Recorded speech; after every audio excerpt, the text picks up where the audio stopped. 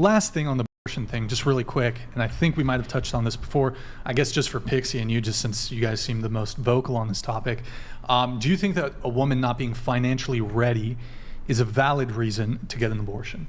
Yes. Yes. All of you? Okay. Yes. Yes. What about parental responsibility? Maybe they could be financially ready, but they just don't want to the increased burden, I guess, to be a parent. Is that also a valid? That's valid. Valid reason? I don't think the government has a right to basically dictate your bodily autonomy. That's where I draw the line. Even if another being is dependent on it. So I have a question for you as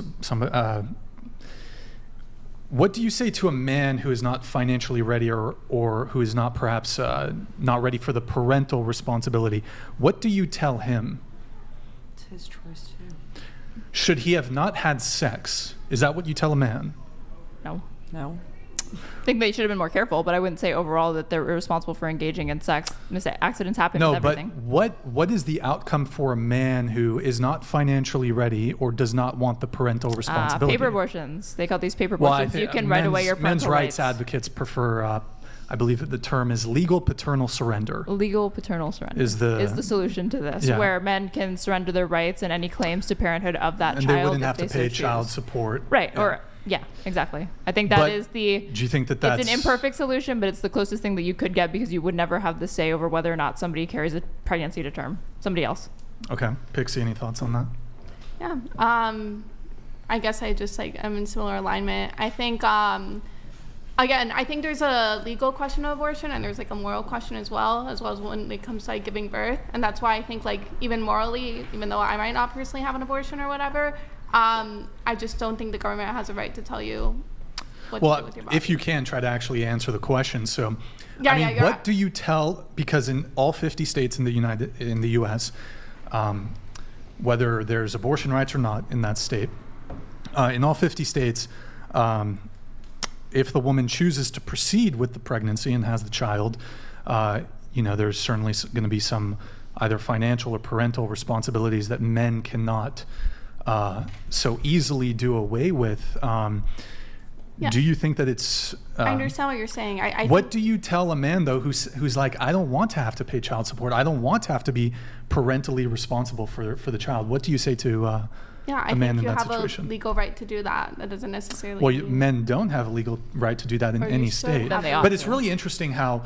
people who are in favor of abortion become Bronze Age pro-lifers when it comes to the male side of this. Well, no, because I'm consistent. I've said that legally. I don't think the government should have a say on what you do with your bodily autonomy. And I think legally, a man should have the government shouldn't necessarily force you to claim childhood or parenthood over a child that you don't claim to have. Does that make sense? I'm saying that there's a legal consistency here that I believe in. Okay, so you're in favor of legal paternal surrender. Yeah. Perhaps in states where abortion is legal. Yeah. And men are already surrendering their children, even without that not happening. See, men can walk out on their men can already walk out on their children. Men can walk out on their children. They already do. I think it would be better. Of course. But I don't think.